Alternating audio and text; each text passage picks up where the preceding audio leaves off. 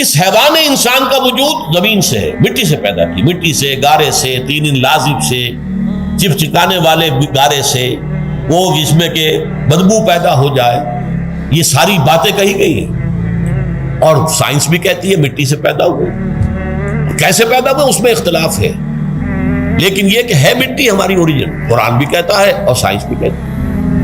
اور ہمارے وجود کو جب وہ تھک جائے، مزمحل ہو جائے، اس کی انرجی کم ہو جائے، تو اس کے لیے جو غذا ہے، جو تقویت ہے، وہ بھی ساری زمین سے آ رہی ہے۔ آپ نے پھل کھائے، آپ نے گندم کھائی، آپ نے چاول کہاں سے آ رہے؟ اچھا بکری کا گوشت کھایا تو بکری کا گوشت کس چیز سے بنا ہے؟ اس نے گھاس کھائی ہے، اس نے پتے کھائے ہیں، وہیں سے تو بنا ہے۔ الٹیمیٹ سورس آپ کے وجود حیوانی کے لیے جو آ رہی ہے وہ زمین ہے۔ وجود روحانی کو بھی تقویت کی ضرورت ہے، وہ بھی مزمحل ہوتی ہے، کمزور ہو جاتی ہے، خاص طور پر جبکہ وجود حیوانی کا اس پر غلبہ ہو جائے، تب تو یوں سمجھیے کہ وہ بالکل بے ہوش ہو کر موت کے قریب پہنچ جاتی ہے۔ اس کی تقویت، اس کی غذا وہیں سے آئی ہے جہاں سے روح آئی ہے، وہ کلام ربانی ہے، روح ربانی، نفخت فیہ من روحی من روحی من روحی، میں پھونک دوں اس میں اپنی روح میں سے۔ روح کا تعلق ذات باری تعالیٰ کے ساتھ ہے۔ اسی طرح کلام ربانی کہاں سے آیا ہے؟ اللہ تعالیٰ کے پاس سے، یہ اس کی تقویت کا ذریعہ ہے۔ اب عام حالات میں کیا ہوتا ہے؟ ہمارا یہ وجود حیوانی چھایا ہوا ہے ہمارے وجود کے اوپر، بیچاری روح جو ہے دبی رہتی ہے، پسی رہتی ہے۔ اگر خدا نے خواستہ ہم گناہ گار بھی ہیں، گناہ پر گناہ کا ارتکاب کر رہے ہیں، تو وہ روح جو ہے وہ قلب کے آئینے شیشے کے اندر ہے۔ فیہا مصباح، المصباح فی زجاجہ، الزجاجہ تو کانہا کوکب دری، قلب جو ہے شیشے کے مانند ہے جس کے اندر روح کا چراغ جل رہا ہے۔ اب اگر یہ اوپر جو شیشہ ہے اس پر دھواں آ گیا، لالٹین کی چمنی پر دھواں آ گیا، تو روشنی باہر تو نہیں آئے گی۔ اگر انسان گناہ کرتا ہے تو قلب پر رین، زنگ آ جاتا ہے، یا حضور نے فرمایا ایک داغ لگ جاتا ہے، اور گناہ کرتا ہے اور داغ لگتا ہے، اور گناہ کرتا ہے اور داغ، یہاں تک کہ بالآخر پورا قلب سیاہ ہو جاتا ہے۔ اب وہ روح اندر بند ہو گئی، وہ دفن ہو گئی۔ اس کے لیے اب ضروری ہے کہ اب ایک پروگرام ایسا دیا جائے جو ریورس ہو جائے۔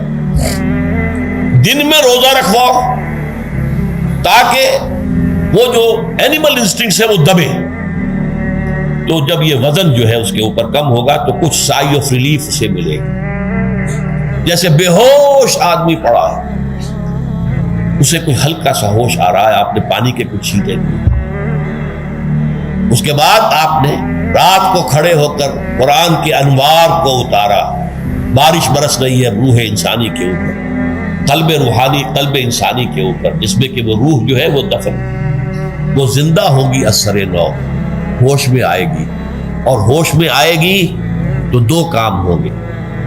ایک تو اسے قرآن کی عظمت کا احساس ہوگا، یہ قرآن میری حیات تازہ کا ذریعہ بنا ہے، میں دب گئی تھی، میں پس گئی تھی، میں بے ہوش تھی، میں نیم مردہ تھی، اس قرآن کی بارش نے، یہ ترشح جو ہوا ہے مجھ پر، اس نے مجھے حیات تازہ عطا فرمائی۔ یہ جو قدر کا احساس ہوگا قرآن کا، لعلکم تشکرون، تاکہ تم قرآن کی عظمت سے واقف ہو۔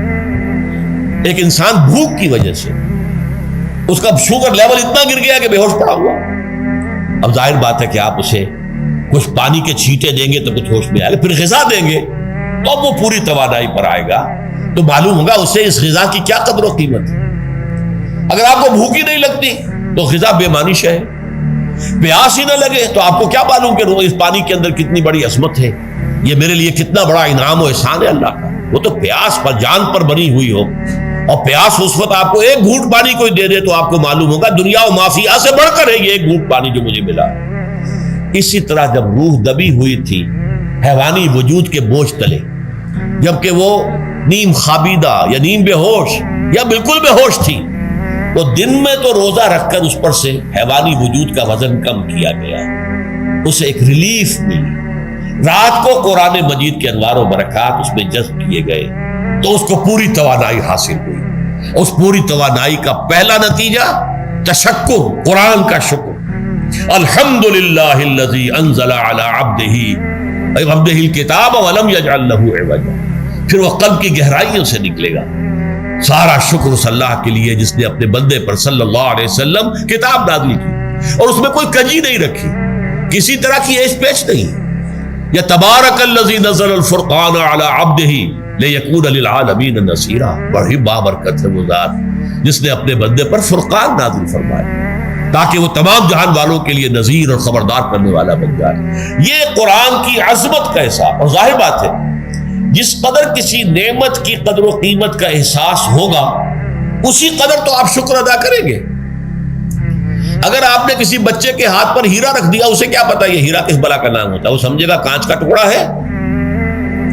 لیکن اگر کوئی واقعتاً کوئی جوہر شناس ہو، جوہری ہو، اس کو آپ ہیرا دیں گے تو اسے معلوم ہے کہ مجھے کیا چیز دی گئی ہے۔ اس کے اندر جو شکر پیدا ہوگا وہ اس بچے کے اندر تو نہیں پیدا ہو سکتا جسے معلوم ہی نہیں۔ تو قرآن مجید کی اصل عظمت سے انسان واقف کب ہوگا؟ جبکہ اس کے ذریعے سے اس کی روح کو ایک حیات تازہ مل جائے اور اس طرح وہ پروگرام ریورس ہو جائے جو عام طور پر چل رہا تھا، ساری توجہ اپنے جسم پر، اس کے تقاضوں پر۔ جسم میں تھوڑی سی پھنسی نکل آئی ہے، بھاگ رہے دوڑ رہے ہیں اس کے علاج کے لیے۔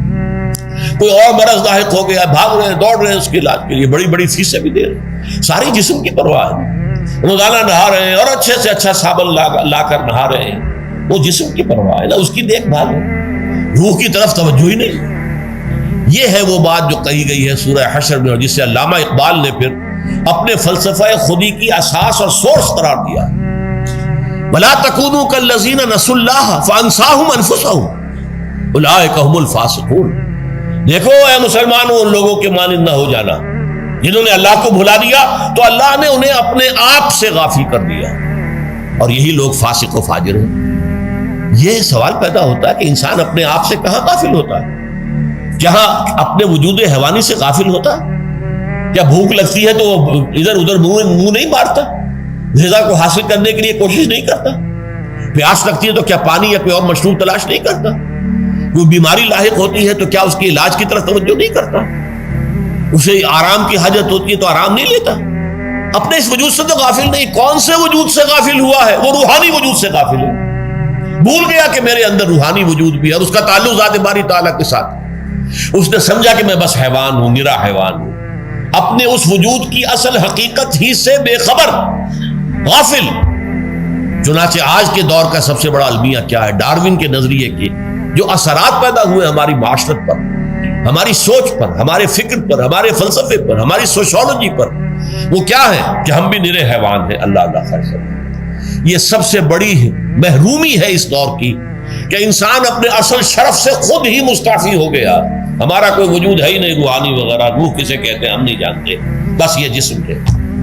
ہم اللہ کو نہیں جانتے کون ہے کون نہیں ہے، ہوگا ہم تو اس کائنات کو جانتے ہیں۔ ہم روح سے واقف نہیں، ہم تو اپنے جسم کو واقف۔ آخرت سے ہمیں کچھ پتہ نہیں، شاید ہو شاید نہ ہو، کچھ پتہ نہیں، لیکن یہ زندگی تو ہے، اسے ہم جانتے ہیں۔ یہ ہے آج کے انسان کا سب سے بڑا المیہ، اور یہ ہے ماس اسکیل کے اوپر ارتداد، ذہنی طور پر مرتد ہو چکے ہیں انسانوں کی عظیم اکثریت مرتد ہو چکی ہے۔ یہ ہے در حقیقت کہ روزہ جو ہے اس پروگرام کو آ کر ریورس کرتا ہے۔ دن میں کھانے پینے، جنسی تقاضے پر پابندی، وہ وجود حیوانی کا وزن کچھ کم، روح جو دبی ہوئی تھی یا سسک رہی تھی یا بے ہوش تھی یا نیند مردہ تھی، اسے کچھ ریلیف ملا۔ اب اس کے اوپر قرآن مجید کے تیرے ضمیر پہ جب تک نہ ہو نزول کتاب، گرہ کشا ہے نہ راضی نہ صاحب کشاف، ہمارے دلوں کے اوپر بارش ہو رہی ہو انوار قرآنی کی۔ وہ ظاہر بات ہے کہ بغیر سمجھے تو نہیں ہوگی بارش، وہ تو آپ کچھ سمجھ رہے ہوں گے تو بارش ہوگی، ورنہ تو یہ ہے کہ ٹھیک ہے میں پہلے بھی عرض کر چکا ہوں، آپ کو ثواب تو ملے گا، لیکن یہ ہے کہ وہ اصل مقصد قرآن کی عظمت کا قلب کی گہرائیوں سے اعتراف جو ہے، اور اس پر اللہ کا شکر تو ادا ہوگا، لعلکم تشکرون، جبکہ قرآن مجید جو ہے آپ کے قلب کے اوپر نازل، اس کا مفہوم نازل۔